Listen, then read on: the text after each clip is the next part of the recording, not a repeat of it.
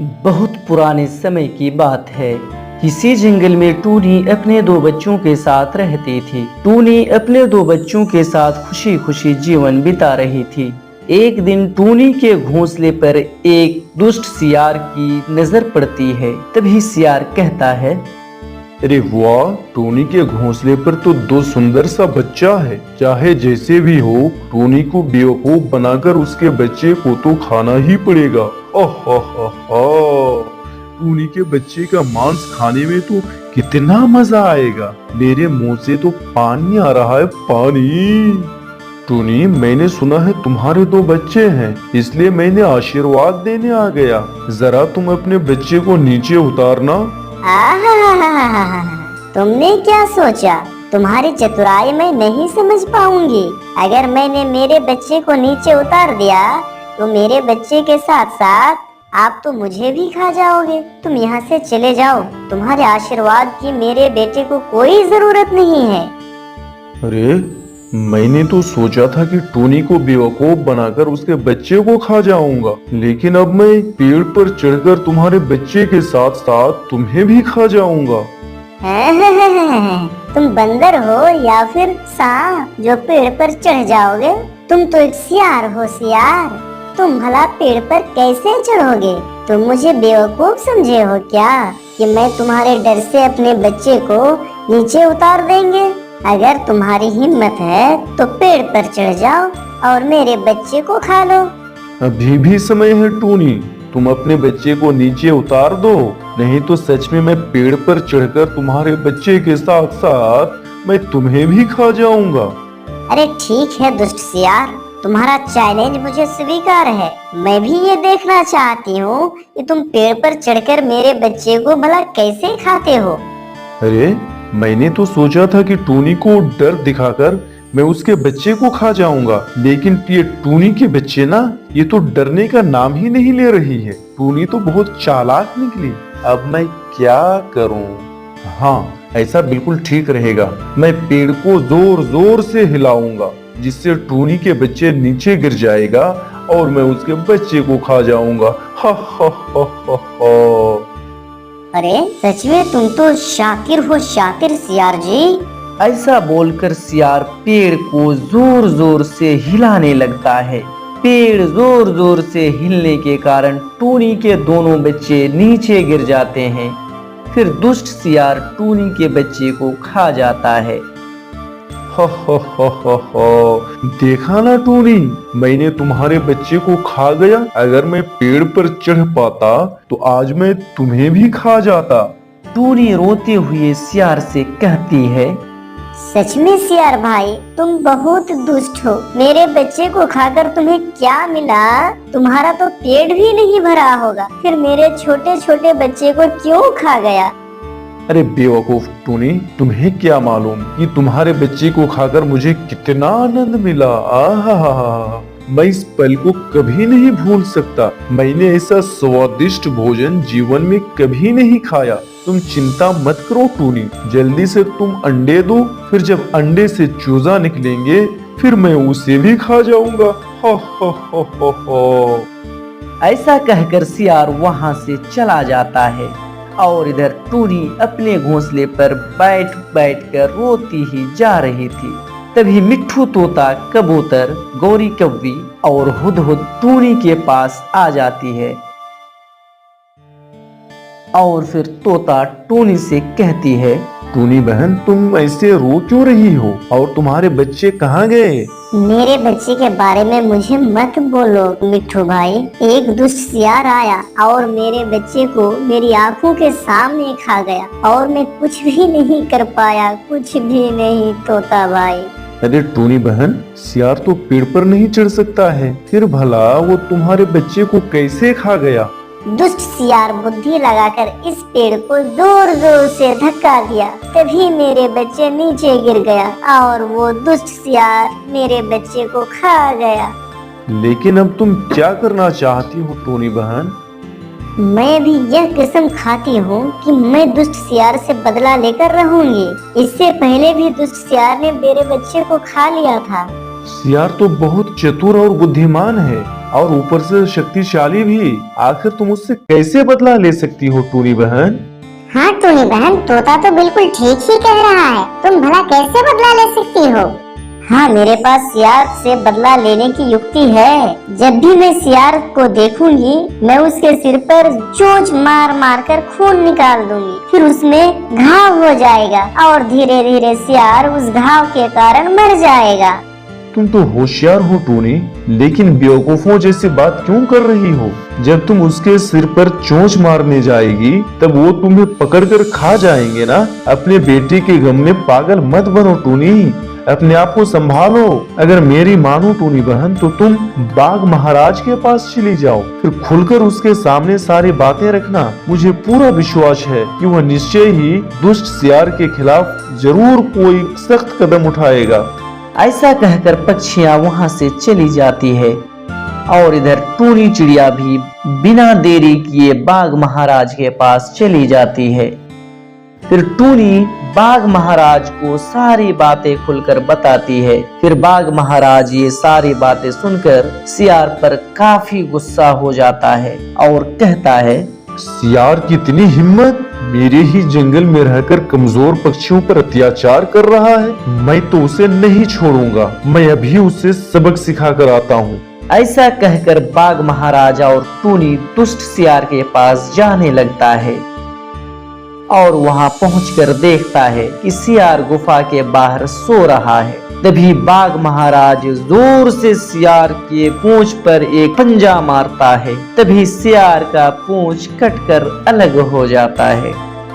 अरे बाबा रे, अरे बाबा, ये क्या हो गया? मेरे साथ ये क्या हो गया? मेरा दुम कट गया। बाघ महाराज, मुझसे भूल हो गई, मुझे क्षमा करें। टूनी बहन, मुझसे भूल हो गई है, तुम भी मुझे क्षमा कर दो। अब मैं जीवन में कभी नहीं ऐसा करूंगा। तुम अभी फौरन इस जंगल से निकल जा। अभी तो मैंने सिर्फ तुम्हारा पूंछ ही काटा है। अगर फिर कभी तू इस जंगल में दिखा तो मैं तुम्हारा गर्दन ही काट दूंगा। तभी सियार डर से और लज्जा के कारण उस जंगल से दूर, बहुत दूर चला जाता है और वापस कभी नहीं लौटता है। आपको बहुत बहुत धन्यवाद बाघ महाराज, बहुत बहुत धन्यवाद। फिर टूनी धन्यवाद देने के बाद वहां से खुशी खुशी अपने घर को लौट जाती है। अफ्रीका के सुंदर वन में टूनी अपने दो बच्चे सोनू और मोनू के साथ एक पेड़ पर घोंसले में रहती थी। तो वहीं दूसरी ओर एक पेड़ पर दुष्ट कौवा अपनी पत्नी गौरी के साथ रहती थी। एक दिन की बात है, टूनी अपने बच्चे के लिए भोजन की तलाश में जाने से पहले अपने बच्चे से कहती है, मेरे बच्चे, तुम दोनों यहीं पर रुकना, मैं जल्दी तुम दोनों के लिए भोजन लेकर लौट जाऊंगी। ठीक है ना मेरे बेटे? ठीक है मम्मा, जाओ, लेकिन जल्दी आ जाना। मुझे तो कल्लू अंकल से बहुत डर लग रहा है। नहीं मेरे बेटे, मैं तुम्हारे कल्लू अंकल से बोलकर जाती हूँ कि वो तुम्हें परेशान ना करे। ये कहकर टूनी दुष्ट कौवा के पास चली जाती है और टूनी दुष्ट कौवा से कहती है, कल्लू भैया, अरे वो कल्लू भैया, मैं थोड़ा सा बाहर जा रही हूँ। मेरे बेटे का थोड़ा सा ध्यान रखना और उन्हें परेशान मत करना। दरअसल मैं अपने बच्चे की भोजन की तलाश में जा रही हूँ। तुम भी कैसी कैसी बात कर रही हो टूनी? तुम निश्चिंत होकर जाओ, मैं भला तुम्हारे बच्चे को क्यों परेशान करूँगा। कौवे की यह बात सुनकर टूनी वहाँ से भोजन की तलाश में निकल जाती है और इधर दुष्ट कौवा से उनकी पत्नी गौरी कहती है, अजी सुनते हो, तुम इतने दुष्ट क्यों हो मेरे पति? अब तुम चोरी करना, डाका डालना और दूसरे को सताना छोड़ दो। ये सब मुझे बिल्कुल अच्छा नहीं लगता और ईमानदार बनो ताकि तुम्हें कोई दुष्ट कहकर ना पुकारे। गौरी की बच्ची, तुम मुझे प्रवचन दे रही हो? तुम मुझे चोरी करने से मना कर रही हो? तुम होती कौन हो मुझे मना करने वाली? हाँ, मैं तुम्हें अभी जान से मार दूंगा। ना रहेगा बांस और ना बजेगी बांसुरी। मुझे आई बड़ी प्रवचन देने। इतना कहकर दुष्ट कौवा अपनी पत्नी गौरी को चोंच मार मार कर उसके शरीर से ब्लड निकाल देता है और गौरी कुछ ही क्षणों में तड़प तड़प कर वहीं दम तोड़ देती है। और उसके बाद फिर दुष्ट कौवा अपनी पत्नी गौरी को अपने सर पर ले लेती है और बहुत दूर जाकर एक नदी में गिरा देता है और फिर एक पेड़ पर आकर दुष्ट कौवा बैठ जाता है। इतने में वहाँ एक सियार आ जाता है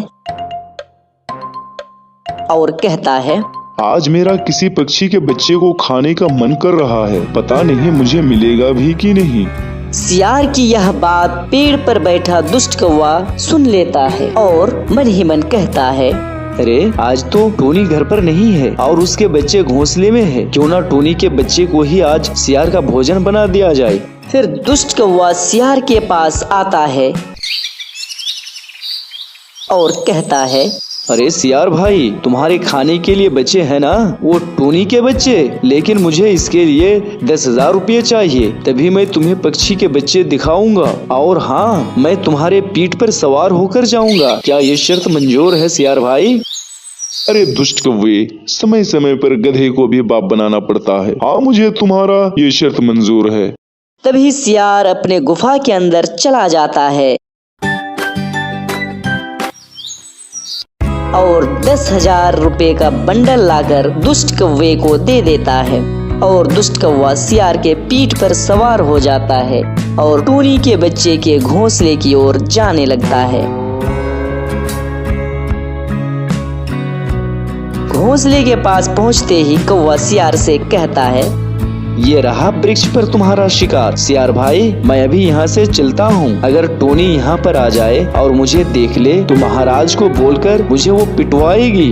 इतना कहकर कौवा वहाँ से चला जाता है और सियार पेड़ को जोर जोर से हिलाने लगता है। तभी टोनी के बच्चे एक दूसरे से कहते हैं, अरे बाप रे, ये घोंसला इतनी जोर जोर से क्यों हिल रहा है? बचाओ मम्मा, मुझे बचाओ। तुम यहाँ से क्यों चली गई? मम्मा जल्दी आओ और मुझे बचाओ।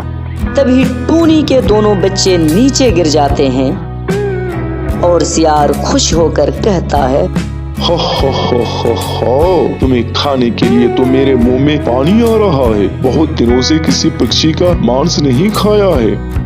तभी टोनी के बच्चे रो रो कर सियार से कहने लगते हैं, मैंने तुम्हारा क्या बिगाड़ा है सियार अंकल कि तुम मुझे खाने की बात कर रहे हो? मुझे छोड़ दो अंकल, मुझे मत खाओ।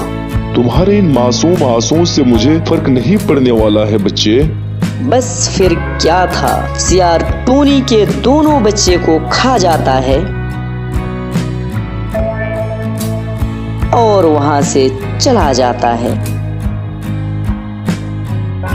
कुछ देर के बाद टोनी अपने घोंसले पर आती है तो देखती है उसके बच्चे घोंसले पर नहीं है और पेड़ के नीचे टोनी अपने बच्चे का कुछ अंश गिरा हुआ पाता है।